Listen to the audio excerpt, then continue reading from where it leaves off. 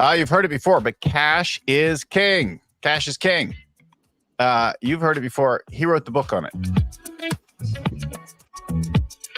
How do we get cash up in the business? God, I can't tell you how many nights over the years across different companies I worried about cash. The 3 a.m. cold sweats as you thought about paying a vendor, making payroll, or that kind of thing.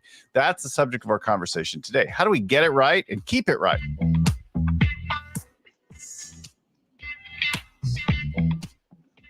Business is always hard, but it is possible to have fun with the growth journey. It's possible to lean into these challenges that we all face and deal with on the regular.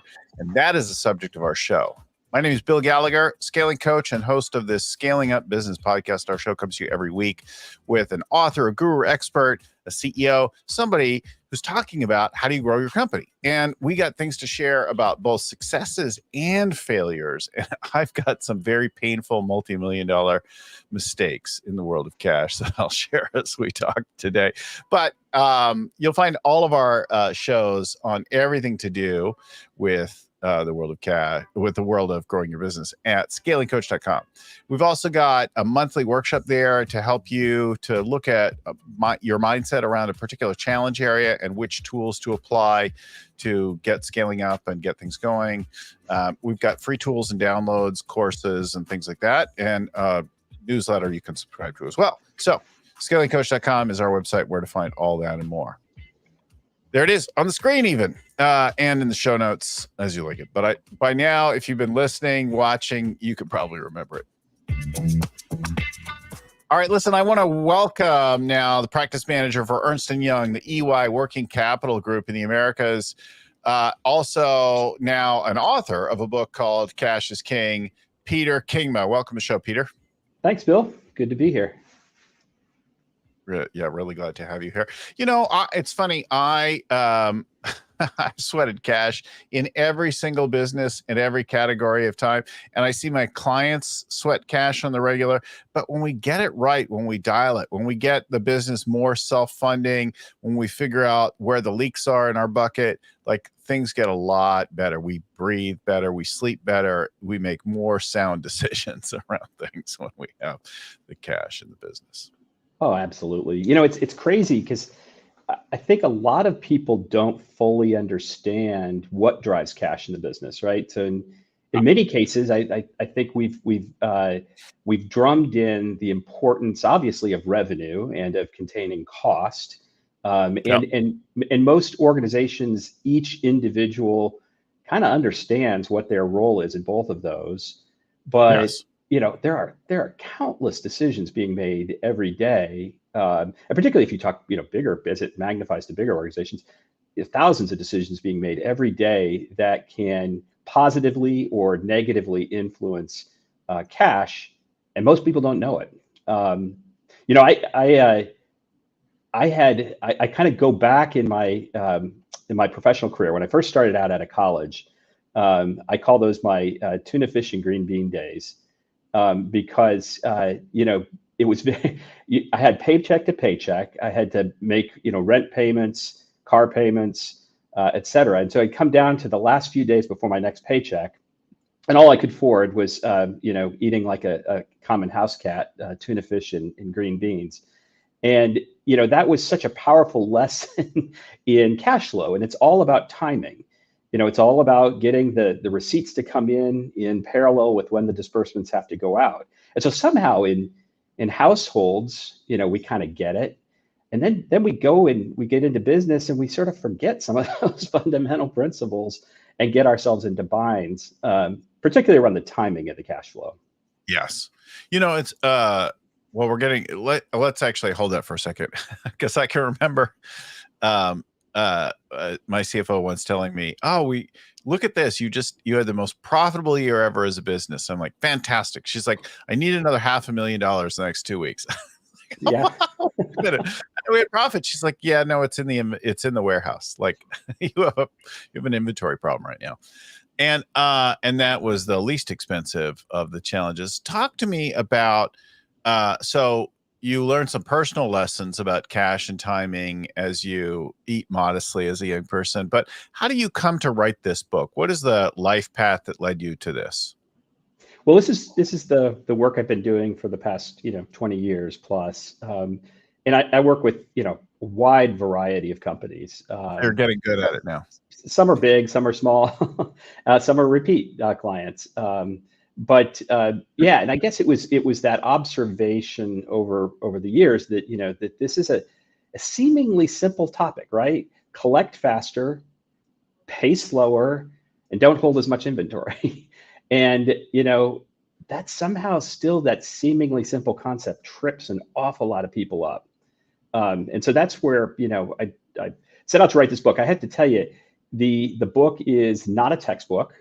There are no graphs. There are no complicated calculations. I created a fictitious company, actually, and so every chapter is about the officers kind of solving the problems like you're talking about. In fact, the opening one is the CFO is telling the CEO that he thinks he's running a business making motors, but he's actually running a bank, and a bank that doesn't charge interest, no less. So, yeah, he's loaning money out to their customers because the customers are paying slower, and that's sort of the wake up call. Back to your point is they need the cash to stave off tough times, to invest back in the business, to take advantage of market opportunities. And so we kind of explore that through the story. Is how does that all work, and then getting into the specifics then of what do each individual sort of player in the business, how do they contribute to that either negatively or positively? So it sounds a little Lencioni like, right? That you've written a little bit of a cash parable. Is that right? Yeah, yeah. Yeah, no, I wanted something that I would want to read and that my Right. family would want to read. Right. And and I've been told many times I can bring a dinner party to a halt if I talk about what I do at work. So I wanted to find a way to make it more engaging, and really, again, to get this sort of critical concept of managing cash flow, where everyone can kind of understand. All right, here's what we've got to do about it. It's funny. I had spent most of my career working in services companies in either tech or media services. And when I went into an inventory-based business and I took over as CEO, that was quite a rude awakening. And it's funny because I felt like I really understood profit and cash and that kind of thing. But when I had that profitable year and I was really short of cash, it was a huge wake-up call. And I'm like, wait a minute. So I can have profit, but I can have too much inventory tied up. And that was like a whole problem. But we see cash issues even with our services-based companies, especially companies that do like project work, whether it's construction or app development or whatever, and their timing of things is wrong. And so they're paying all their people out every 2 weeks or whatever, sometimes more often, right? And then they're getting paid like 180 days later after they deliver some big project. I'm like, so you just floated, $750,000 to that client. You were there back. Construction is famously rob Peter to pay Paul kind of business, and it's very, very vital. And I think about so if you think about chasing sales, and we incent sales teams to go out and get the best deal, get the best sale. And then oftentimes what happens at the end of that conversation is then we get down to what the commercial terms are. So how much, how quickly are you going to pay me? Or what's the service level I've got to guarantee you for the material I'm going to send to you? And that's honestly often not baked into the conversation early enough to be able to come up with, sort of the economic rationale for why you made that decision. And if you kind of cascade that out and out, and salespeople often also earn commissions not on what is collected, but what is billed. And so now I have as a salesperson, I'm not going to go, sort of fight the extra fight to get a more favorable commercial term, nor am I going to get really involved in calling the customer up if they're slow in paying. And that stuff just cascades, and it becomes a real out of sync problem, and you end up eating tuna fish. And that some of those salespeople will discount the service or product until you're actually not making any money on anything. So you're not making money and you aren't collecting it, and the salesperson can still make a commission. If you could tie to collected margin, then you'd be in a different game with your salespeople.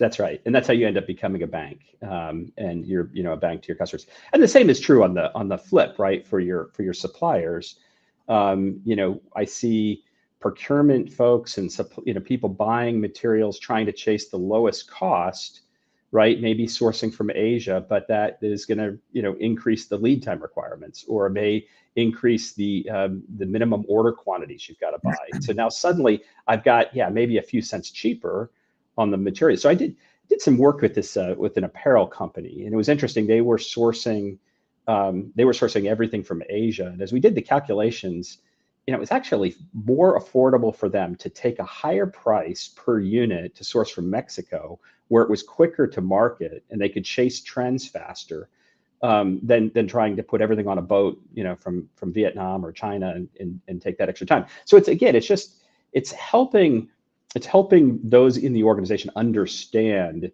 those decisions that they're making and how it affects the balance sheet. It's interesting. Like there are company differences, there are country differences. And when I shifted production from China and Indonesia to Thailand and India, like I got great terms. I went from having to deposit things or do letters of credit to getting paid after terms, anywhere from 30 to 180-day terms. And one supplier gave me a $5 million line of credit just to start to move things to them.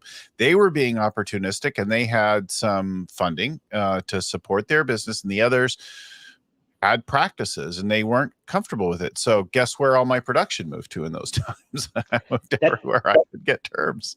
That's right. So you want to use to your point, you want to use your balance sheet to its most productive means, right? Every dollar of cash has the same value, but not every dollar of cash deployed has the same return. And so, if I've got all that, let's say I have, a bunch of inventory that's slow moving, it's the same cost as the stuff that moves fast. Or I have customers, to your point, maybe that I want to invest in. Maybe I'm going to extend them very favorable terms, and use my balance sheet to support that so I can win that business. But I want to do that selectively, right? I want to do that with the customers or the deals that make sense. And so we got to have the insight to be able to make those decisions. So let's tell some stories. You've got some great stories that we shared in preparation. So talk first about the denim company and what happened there. Yeah. So I had this conversation with the CFO of an apparel company, and he was saying, I've got 30 years of denim on hand. Now, I don't really think he probably had 30 years, but the dynamics were they are in a market trying to chase, in particular, teen trends. So you can imagine how incredibly fickle that is. But they were also trying to source, from low-cost countries as well. And so and in this particular case, they had young merchants who were well-intentioned at chasing the trends, but making these decisions with very long ramifications. And so, way over ordering everything and not trusting forecasts and chasing cheaper markets because they thought that's what they should do. And so they just end up then, after a couple of years, leasing more and more warehouses, frankly, to store all this denim, this material. And so what we did is we had to start from the basics, right? What are our forecasts, and it's okay sometimes to sell through those forecasts, right? And not to chase. We're going to chase the trend as far as we can chase the trend. Miss a little bit. Miss a little bit every once in a while, because maybe that's the right thing to do. We also looked at everything like replenishment strategies among stores, so it's not all coming from a central DC. And then, like I said, sourcing through countries that are closer in markets, we can get a faster churn. But it really took, it kind of takes the finance lead sometimes to bring this awareness of operational issues. It really took the CFO to say, hey, listen, we need the capital because we're trying to expand. They were trying to launch new brands. We need the capital to expand, yet it's tied up in all this slow-moving inventory that's not going anywhere. And a recognition that the merchants and the individuals that are making these decisions just really didn't have the tools or the insight to make the sort of the proper trade-off decisions. You know, it's interesting that you say that educating from finance to other business management. And I was coaching a public services company, tech services business some years ago. And the company was public and, you know, they that gave them some liquidity and that kind of thing. But they had a business model that was problematic. And all the people around the company patted themselves on the back for their profitability, which was fine and good. But only the CFO really understood that the way that they were selling was working them out of cash at a very rapid rate, and that selling more was going to make the problem worse, that they needed to change the way they sold and fulfilled and invoiced, and there were some fundamental business model changes that needed to take place because they couldn't just borrow more money. And that's a real interesting thing. And if the relationship is broken between or flawed in some way between the CFO and someone who understands that and the rest of the management team, and that message not getting across, you know, people will pat themselves on the back while they sell you out of business. Because if you run out of cash, right, it's you don't pass you don't advance. You know, it's so And true. You know, in the book, I describe that as the importance of having a cash culture, a culture that fully understands the impact of the decisions, that fully appreciates the value of capital. I mean, I had. It's kind of embarrassing to say, but I had some senior level executives of a pretty well known company tell me that, you know, we're swimming in cash. We don't have yeah, a cash problem. yeah, Yet you look at the debt that they had and the cost of the debt service.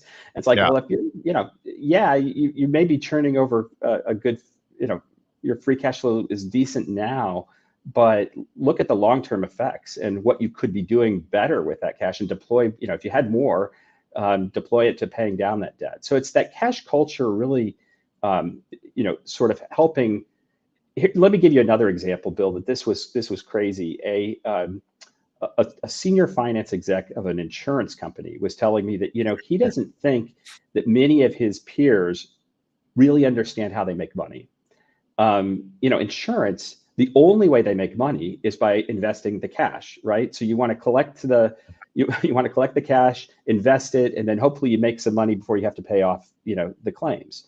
And he said, you know, we had these just crazy problems with either claims being paid too slowly and incurring penalties, or prepaying claims ahead of the time. And it was a sort of a lazy atmosphere of not fully understanding that fundamentally an insurance company, the only reason they exist is to take that cash and to invest it. And, you know, senior executives not fully understanding that. So it's not a surprise that you get into manufacturing or other businesses that, you know, have been so focused on sales or product development. And don't get me wrong, they're very important. Those are critically important roles. As a But having that California equal cash culture. as a California homeowner, many of us feel like the way the insurance companies are making money is by collecting fees forever and not wanting to pay. Fair enough. Fair enough. Yeah, I think this understanding of the importance of using, you know, making decisions that are also based on cash flow is, you know, critical. And as you point out, you can be a profitable company and go bankrupt. You know, look at the example of Chrysler, you know, great iconic company, you know, that just could not weather the storms of the 1980s, and had to go, you know, seek a bailout. And you know, at the time, they were one of the top 10 largest revenue producers in the country. Yeah. So the history is full of examples of organizations that generate a lot of revenue, but that also struggle because of the cash flow issues. You know, it's interesting. You mentioned companies like Chrysler. You mentioned companies like a large denim company. And we think about these kinds of big companies, and like surely they have people and they're smart and they don't make the same mistakes that the rest of us make. But I think we see whether you're large or small, like this is a continual challenge always, to understand the business and to have other management understand cash versus profit versus sales as a key component, and major differentiator between just so much of us are trained around company value and thinking about EBITDA, but not about how do we stay in business and manage cash. But if you're really smart with cash, then you can fund growth. If you're really smart with cash, then you have time to keep working on improving profitability, but you can't do one and not the other. Yeah. And, we saw great examples like what happened during the pandemic, right? Suddenly, we all became experts at supply chain issues, right? When we couldn't go out and get toilet paper. And right, yeah. But that supply chain shock caught a lot of companies off guard, right? And so they needed capital to quickly go out and find material and to and pay extra transportation costs and everything else that associated with trying to right size that. And those, the one thing certain about business is it's going to be uncertain, right? And there's going to be shocks. There's going to be times that are going to keep throwing you curveballs, and you got to have enough cash on hand and capital and access to cash and capital to be able to weather those storms or to take advantage. When your competitor is down, great opportunity to pounce if you've got the capital to be able to go in and invest and expand. So you're right, and it can't just be. I mentioned that the CFO or finance exec can be a prodder in this conversation, but it can't be viewed as just the treasurer or the CFO or the finance execs that this is their domain, because all those decisions are being made by operations. Think about so many examples. I know you've got a couple more, but I think about the time when I made a mistake around some production and I bought years of goods I didn't need, and that cost me about $2 million. That isn't in my retirement money today. That would be nice to have in my retirement money, right? That to an individual, that's a noticeable amount. That's right. Yeah. And it really was about change in people, change in systems, time of change in sales, different products, and buying things that we shouldn't have bought, and lack of oversight and lack of control. And that really cost me. And also at a time when raw materials were skyrocketing. And you think about it, like if you could pay attention to and think about the cash as well as the profitability of the whole thing, because we probably still own some of those goods in that company. Some years later, right? 10 years later, those are still being sold off. I think I actually need to go check that. I should quote that right. But that noticeable kind of pain point that happens. And I had a coach or a mentor at the time. He said, listen, profit is an opinion. I'm like, oh, that was life altering. Cash is a fact. I love that. I'm going to steal that one. Thank you. Pretty good, right? Yeah. Cash is a fact. And it was true, because we might, within laws and accounting practices, even being kosher with things, we might push a profit down the road in order to reduce a tax liability or affect some funding or something like that in the near term, but eventually have to pay for it. And so that moment, like how you value things or where you record things, can make a big difference in the profit picture. But what you have in your bank and credit is a different amount. That's right. Let me get a little wonky with you for just a second. Yeah, and there's a concept in accounting called absorption costing, right? And so that's if you have an equipment asset, right, you want to try and absorb the cost of that over the life of the material that you're sort of producing, right? So you are actually incented in some cases, if you're just looking at EBITDA, you're incented to make long production runs and then to absorb the cost of that equipment in more material, right? So if I divide that by 100 units or by 1,000 units, I can absorb that over those units. And that has a real impact, accounting impact. But that might not be the right answer, right? Because you may end up with 1,000 units and you only really need 500 units, or you're only selling at 400 units. And so we create these incentives, frankly, and sometimes we create metrics and measurements for people in the organization that they're doing exactly what we told them to do, but it's just not always the right thing. And so I think, the other thing is just, we got to look at what measurements we use, what metrics and KPIs we put in place if we're going to create a cash culture, and make sure we're arming people with the right things to measure, the right metrics, the right trade-off decisions. Because I do think in most organizations, people want to do the right thing. They just either don't have the insight, or we, like the sales example, or we've incented them to do something that's probably counterproductive. I would caution people, though, don't just add more KPIs, Yeah. because people just get overwhelmed with too many numbers. And most of us can't look at a sea of numbers and discern any information from it. It's overwhelming. So if you're going to add a different one, take something out. Have focus on only a few critical numbers to drive the business, because you can get overwhelmed and then you don't know which one is more important and that kind of thing. That's the decision of CEO and CFO to think about, what does the team really need to look at. Completely agree. In fact, I talk about that as a chapter in the book on metrics. Is we measure way too many things, and we confuse the organization. So it's really getting down to distilling what are the right measurements for the right individuals, and to incent their behavior.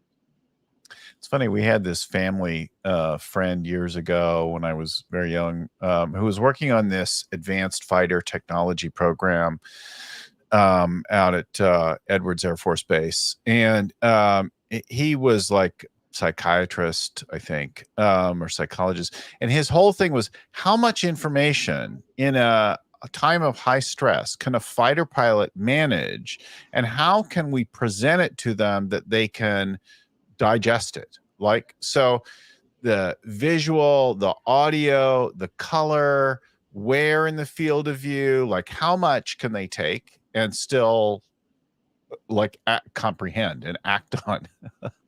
So fascinating bit. And he's like, look, we can only take so much, and even really trained people can only absorb so much, Absolutely. And let me go back to your bit about complexity, like in certain sectors. And we talked about construction, for example, and getting, the timeliness of billing. And sometimes that's based on completion of projects or completion of, milestones that have been agreed upon. And oftentimes it requires the person that, whoever is on the front line to be able to do that. Yet we don't honestly often take away some of that, or give them the tools to take that complexity away. So to your point about the fighter pilot, if we're making them do 15 different things while they're also trying to fly the plane, we're going to have error. And so if you're asking a project manager of construction to do 15 different things, and then to also be responsible for all of the milestone requirements to get the billing set up correctly, we got to give folks the tools and the support they need. It's not hard. It's really not hard. It's not complicated, but it's really getting into the guts of the business and, challenging those assumptions of again, who has decision rights, how are they impacting, what are their roles, and what can we do to either automate or help them so that they don't have to make, that it's a no-brainer. They don't have to make lots of decisions, but it's a part of the process of the business. It's interesting. Some years ago, I was working with a team, and the senior leadership worked with a process and logistics consultant expert, and mapped out the business. And we're looking for opportunities to redesign things, and the opportunity to bring in more technology or better technology in different places, and that kind of thing. And then the consultant was like, well, let's bring in some more people around the company and add to this. We've got a picture. Let's see what they think about this. And so we brought in people, and they were like, this isn't what happens. This is not at all what's actually going on. And they started to rearrange the blocks and mark this and that kind of thing. And we discovered all kinds of issues that we weren't aware of. And all of these were mistakes and delays that delayed the cash coming in. So the intended or design cash timing was completely different than the reality of what the cash timing was in the business, because of all of these other operational things. The software services company had a very similar kind of thing. we started to dig into it, and they were like, we're not making any money and we're doing things. And the operations and the accounting folks are like, look, sales is winning sales and winning sales at great pricing, but we can't figure out how to fulfill it. And those guys can't figure out how to bill it, because the way you're selling is all a la carte, and like, it doesn't work with our systems. And we've got big systems here. And it was a profound like breakdown and insight. Now, there was a great solution in this case. The billing and the ops team gave sales a menu. So instead of just doing anything, they now had like a pick and choose menu to draw from, and things got a lot better around the business as a result of that. But it was a mess before then. I love that. I love that. You know, and you often get in a mess on the back end of that too. So you get your bills out, maybe you get them out as clean as you can get them out. And then, but then, you know, for whatever reason, the customer's not paying. And a lot of times it's not because they're being deadbeats, it's because something went wrong. They can't reconcile what's on the invoice. We short shipped something. And so that whole dispute management process then trips up a lot of companies. And you know, again, to your point, if it was if you have the, you know, part of solving a dispute is coding it correctly. And so if you have discrete codes and explain to people, this is what this dispute is, then I know, okay, now I know who to route that to get it resolved. But if it's just, hey, short payment, that's not enough information to be able to solve the problem. So yeah, these things are, to your point, often not that complicated, but it's getting the right people in the room who touch this stuff and then trying to automate as much of it as possible. You know, it sounds like in the case of the denim company, it was a lot of small changes. Were there any big things that righted the ship there, or was it all a lot of 1,000 improvements? In that case, it was more small changes. There are some examples of, and I do put that in the book as well, in the chapters of, you know, kind of bigger things that can occur. So I'm thinking, you know, there was a company that I was working with that had set up a payment, sort of a payment scheme with their vendors where they were going to pay them all at the same time every month. And so when it was put in place, it made sense because it ended up making it, I think they moved from like 35 days to what amounted to about a 47-day payment scheme.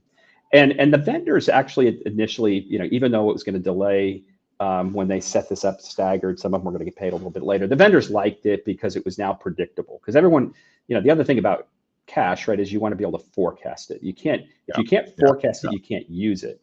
So if it comes in, like if I, and let me just deviate really fast on that point. If I use my tuna fish and green beans example, you know, the reason I was able to sort of make it through those bad days is because I knew that my paycheck was coming in on the 15th. If my employer said, hey, I'm going to pay you at some point in the month, but I'm not going to tell you when, you know, then I'm eating tuna fish the whole month. And so the forecasting is super important as well. And so those suppliers in this example were willing to do that. The problem was the cost of debt started going up. And so overnight financing became more expensive.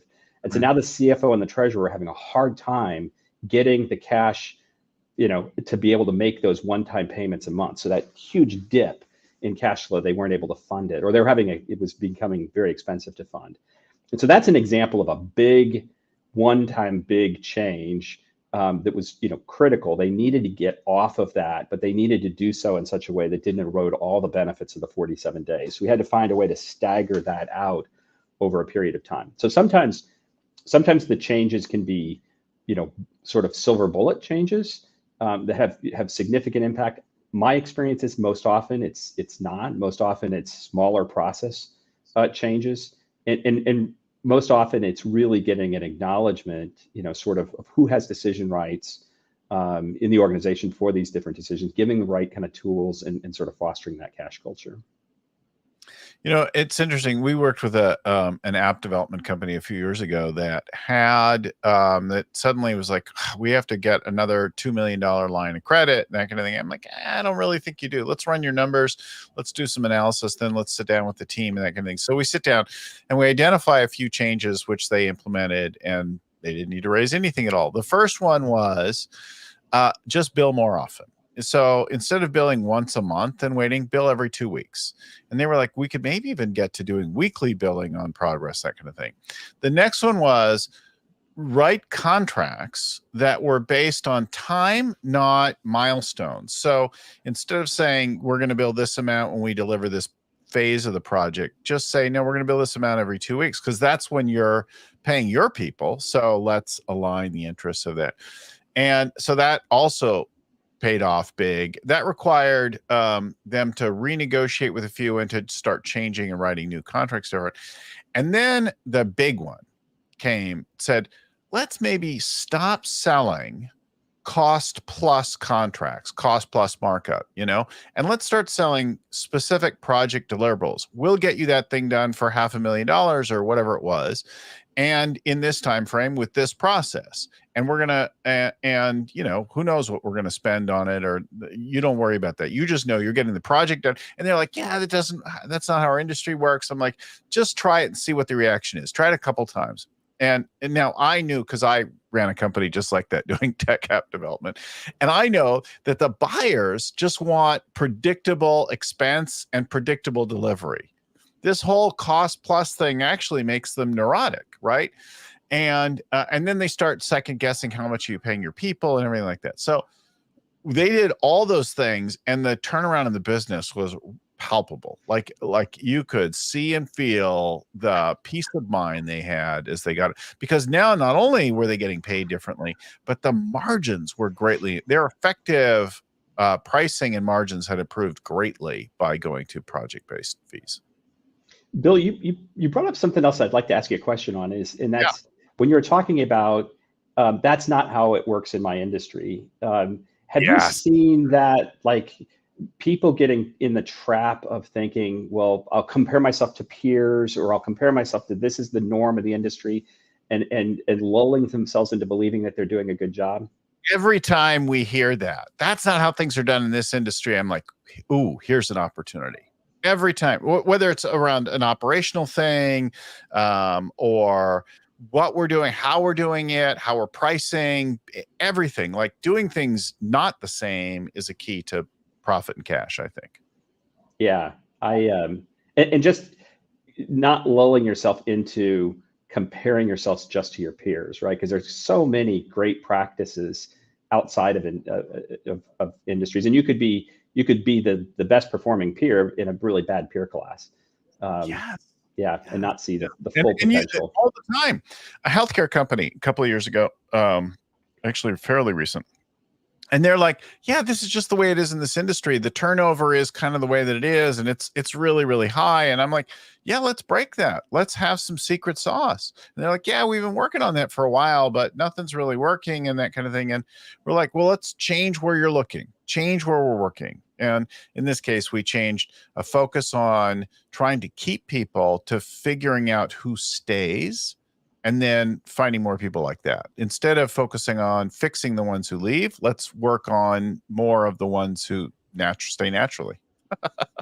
I love that you said healthcare. I just had a conversation a couple of weeks ago with a senior executive of a healthcare company, and she said, during COVID, there was so much shortage, so people started ordering lots of stuff, right? Yeah. But that just keeps continuing. And she said, what I don't need is to compare myself to other healthcare companies, because they all did the same thing.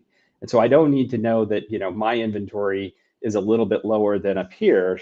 So what I need is, what sectors of the economy, and, so there are certain sectors like, automotive, we talked about, kind of went through some existential, crises. So they got really good at this. And there's a lot of lessons that can be learned, from one sector to another, if they just have never developed that muscle before. You talked about a chemical company and getting ready. Talk to us about that one, maybe as our final story. Yeah, there again, I mean, they were very profitable. They are very profitable, and a company that really does churn out a lot of cash. But this is that example, and actually, I kind of picked. I used author's prerogative to take the quote from the CFO and used it in my book of saying, we've become a bank. And the point that he was trying to make is that, they when they looked at even like their buy sell relationships, so they were selling to some of their customers and buying from their customers, so the buy sell relationships, they were always giving the best terms away. They were either having to pay faster to the same people that they were having slower terms with, or vice versa.